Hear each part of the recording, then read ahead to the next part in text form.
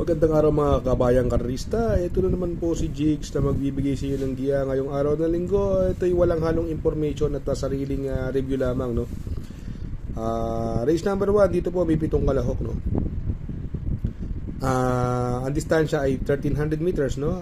Pwede magdala ng unahan yung Don Pedro Obladi Oblada at saka si Double Promise, no. Kung magkakaroon ng habulan sa unahan, no, pwede makarimate yung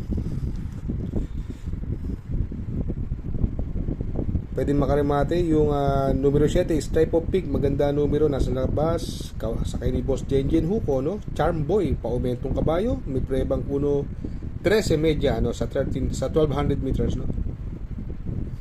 At yung bagong babang Megan Maxine, magandang pandehado po yan. Kaya dito, race number 1, numero 7, Stripe of Pink, Panigundo, numero 6, Charm Boy, no? Pandehado, numero 4, Megan Maxine.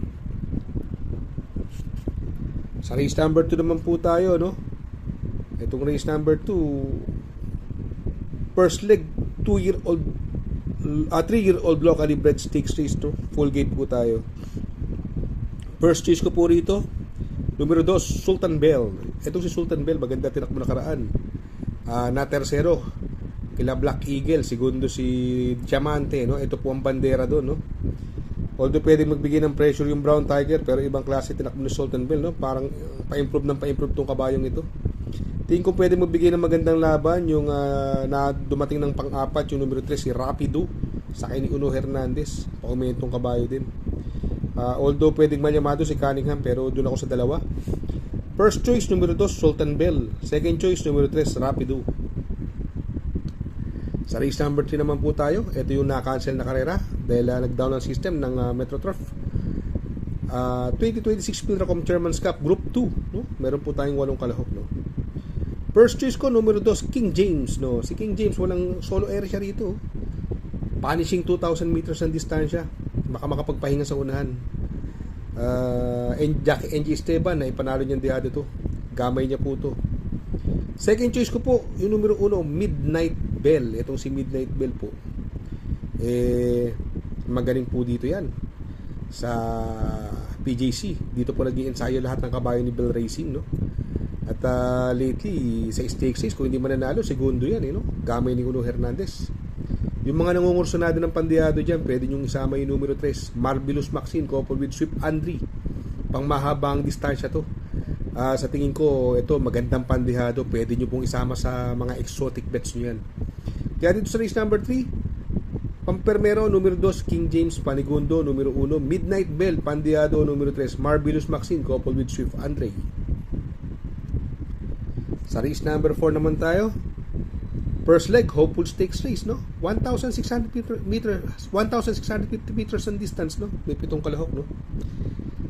Anybody's race po to, no? Kung may puhunan po kayo, kung po pwede, i-all nyo na po. Pero ako lang sa sarili kong opinion, hindi ko kursunado yung Gentle Dance, eh. Nung nanalo ng PCSO to, 1.30 lang, eh. Zero na dating, eh, sa 1,400 meters. First choice ko po, numero 6, si Elegant Ludrona, no? Ako, nai-impressibohan ako sa panalo sa maiden ito, eh. Si Elegant Ludrona, no? Si California Queen, nanalo din po yan, no? Mabuti rin. Go Santino Go, ito magandang dehado, nanalo po to last race, dehado rin. Go Santino Go sa ni J. Lazaro. Si Yacht Bell naman, always in the money, no? Sa ni Uno Hernandez, no? Sa tingin ko may chamba rin po yan, no? Kaya para sa akin po, itong race number 4, anybody's race, no? First choice, numero 6, Elegant Ludrona. Second choice, numero 1, Yacht Bell. Pandehado, pang long shot natin, numero 2, Go Santino Go. Sa race number 5 naman po tayo, no? The 2026 Pilracom Chairman's Cup Group 1, no? May 6 na kalahok po dito. Punishing 2,000 meters. Naku, nagbibigatan yung mga Yamado, no? Don Julio, Jungkook, 57, 2,000 karera.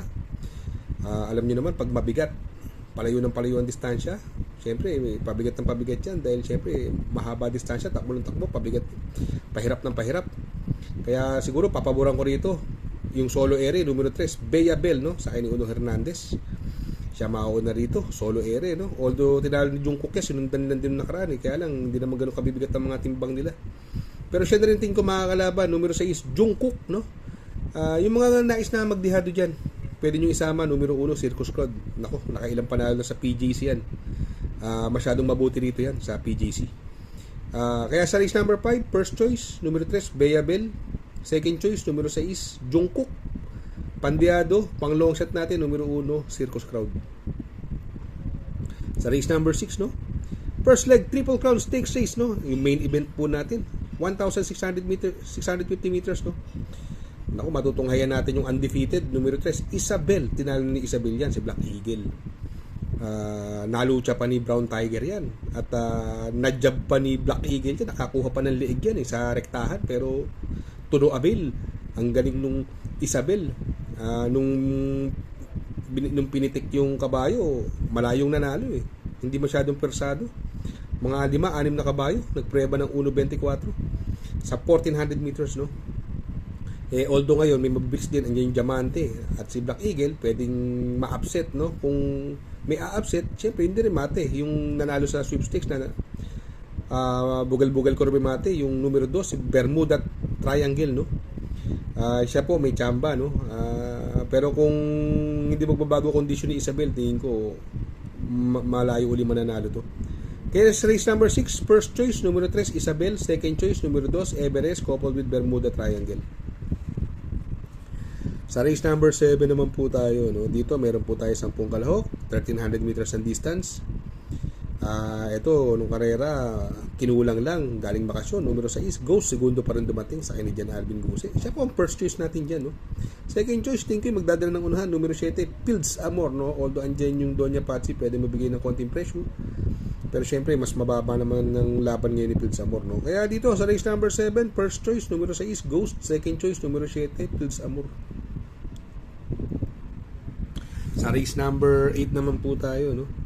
Dito sa race number 8, no, meron po tayong siyam na kalahok. Ang distance is 1,300 meters. Nagbabalik, numero 2, Windfall. Si Windfall, nakita mo naman kung saan lumalaban niya, no? Kila Sherbet Fountain, Ace of Diamonds, kakopol entry. Ang galing mauna nito. May prebang 1.38 sa 8 sa milya to.